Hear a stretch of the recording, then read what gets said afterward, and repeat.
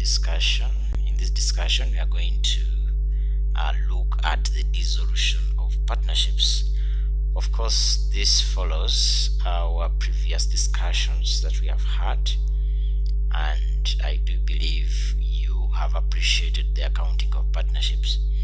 So in this lecture, we are going to give a key term. We are going to understand what is dissolution. Then we shall look at the reasons for dissolution. Why would a partnership go into dissolution? Then we shall look at the accounting for partnership dissolution. You're going to look at the different steps that you will take when you are accounting for a partnership dissolution. Then we shall look at a case of an insolvent partner, and of course our discussion will go into how to deal with insolvent partners. So we begin off our discussion by understanding what is partnership dissolution. So we are saying in the blade that partnership dissolution is when a partnership is discontinued, or we may say it is the situation where the life of a partnership is brought to an end. So that is what we would say is partnership dissolution. So the question is, what are the reasons for the dissolution of a partnership? So the circumstances or reasons that may lead to the dissolution of a partnership are several, and among those we are saying that the partnership is going to be dissolved when the purpose for which the partnership has been created has been completed. Number two, when one of the partners dies or becomes insane, in that the surviving partners can no longer conduct business. Number three, when the partnership gets insolvent, in that it can no longer pay its outstanding debts. And then number four, when it's discovered that the partnership is conducting illegal business or business that is construed to harm the citizens. The following slide, we continue with the reasons for dissolution, and of course we are saying that the partnership can be dissolved by decree of court. Then of course we are saying that a partnership can further be dissolved when the partnership is no longer profitable. It can be dissolved by mutual agreement among the partners to dissolve the partnership, and of course when the partnership is converted into a limited company, it definitely automatically leads to dissolution of the partnership.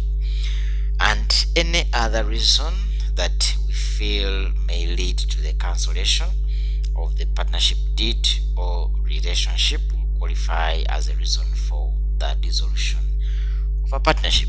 So as you're going for the examination, you need to master these reasons and appreciate the circumstances under which a partnership may be dissolved. So the next question is, how do we account for a partnership dissolution?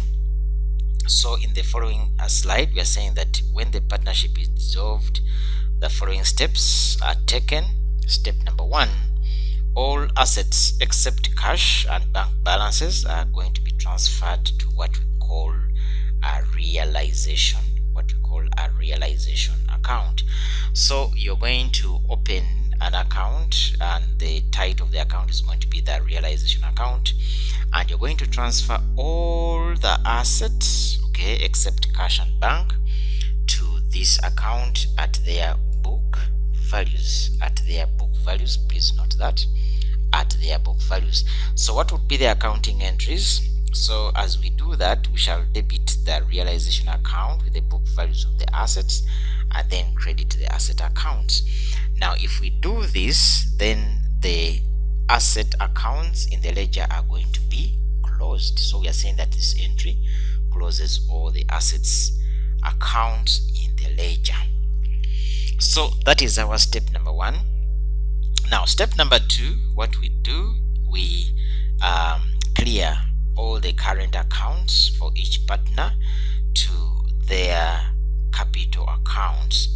Now why we do that is that the distinction between current account and capital account is no longer relevant, or it is irrelevant at this stage. We don't need to make that distinction anymore because the partnership has been brought to an end.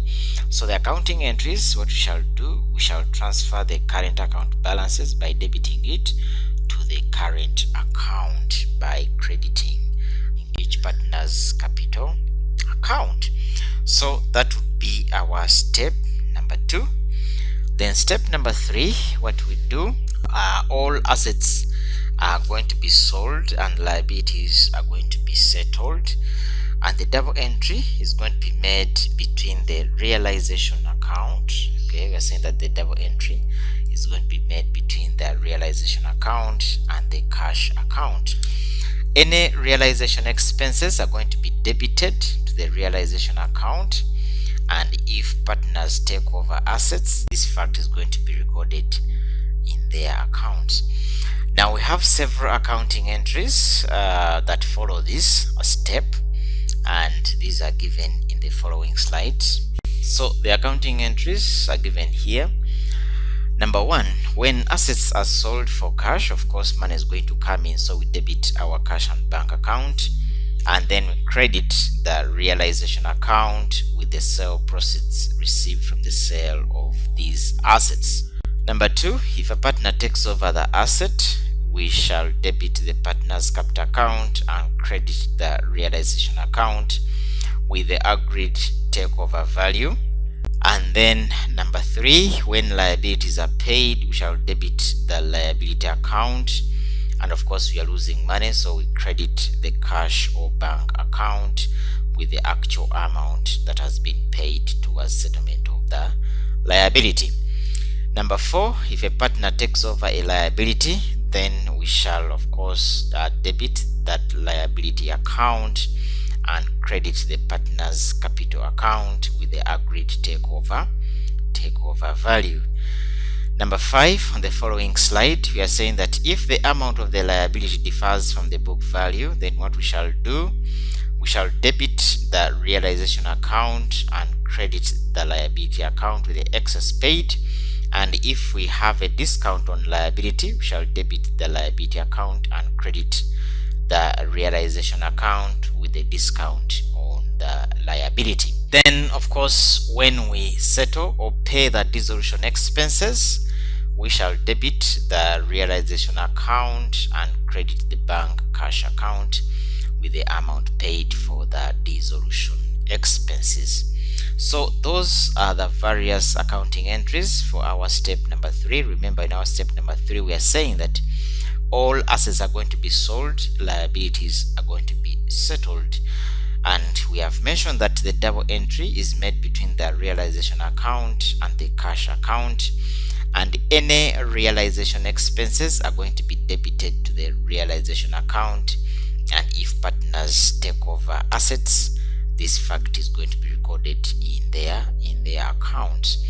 Step number 5, we are saying that when all assets are disposed of and all liabilities met, the balance on the realization account is transferred to the partners' accounts in their profit and loss sharing ratios. A debit balance on the realization account is a profit on dissolution, whereas a credit balance on the realization account is a loss on dissolution. So the accounting entries are given here on the following slide. Number 1, if we have a profit on realization, we are going to debit the realization account and then credit the partner's capital accounts using the profit and loss sharing ratios. We shall share the profit on realization. Then in case we have a loss on realization, we are going to debit the partner's capital accounts and then credit the realization account with a loss on realization. So in that way we shall have closed off the realization account.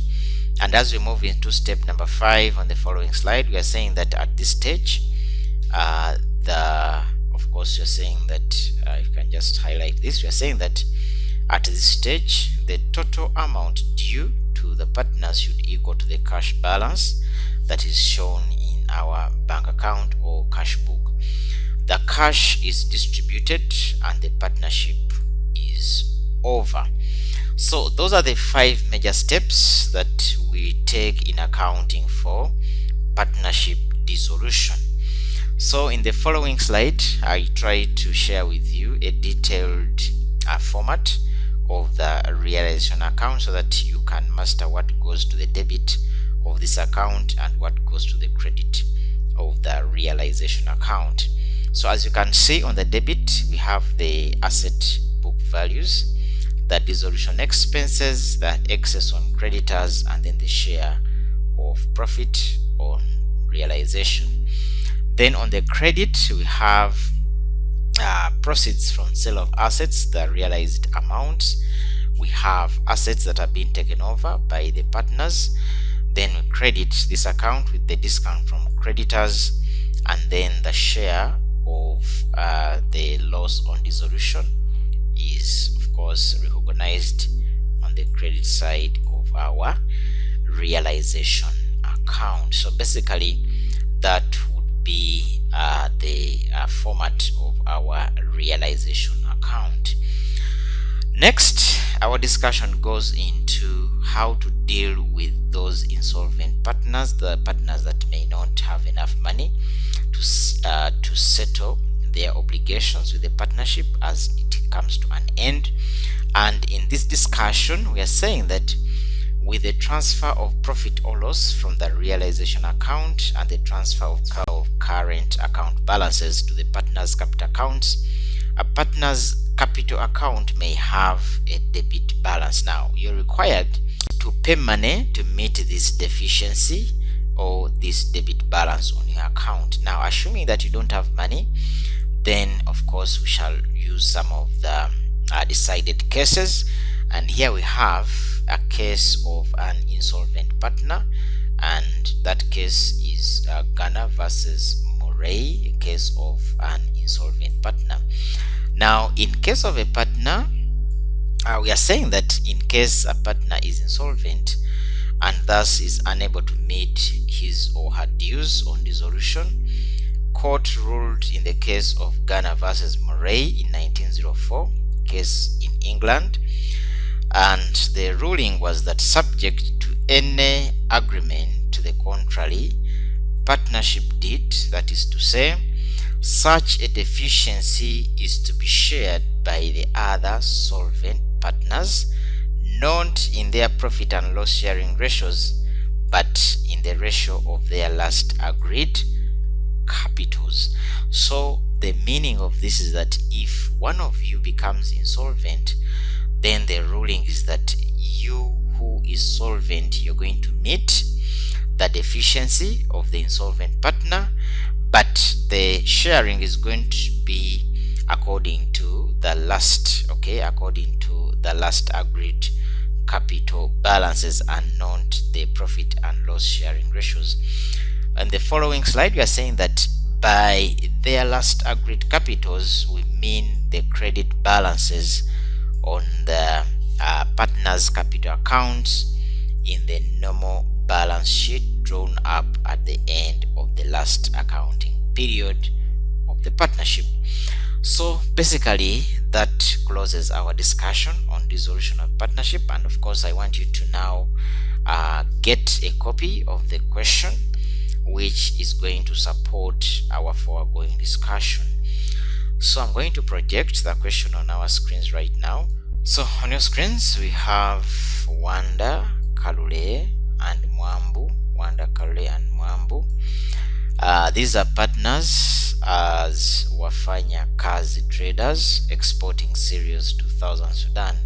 So we are given the profit sharing ratio, and of course we are told that due to insecurity in Southern Sudan, the partners have decided to dissolve the partnership. This is voluntary dissolution. They agree to dissolve. So we are given the statement of financial position drawn up to the end of the last accounting period before dissolution, which is 31st of December 2017. The additional information is very, very important. You need to look at it, and of course you are required to prepare the realization account as usual for a partnership that is undergoing dissolution. This is a very, very important account. We are required to also prepare the bank account, the partner's capital accounts, the loan account, and the payables account. So I want you to further read through the question, and also, as you can see, we are given this case of an insolvent partner to make use of the ruling in this case to try and show and demonstrate how to account for the dissolution. So I just want you to go to the next video that handles the solution to this question, and of course I request you that before you go there, you make sure that you have downloaded the question and you have read through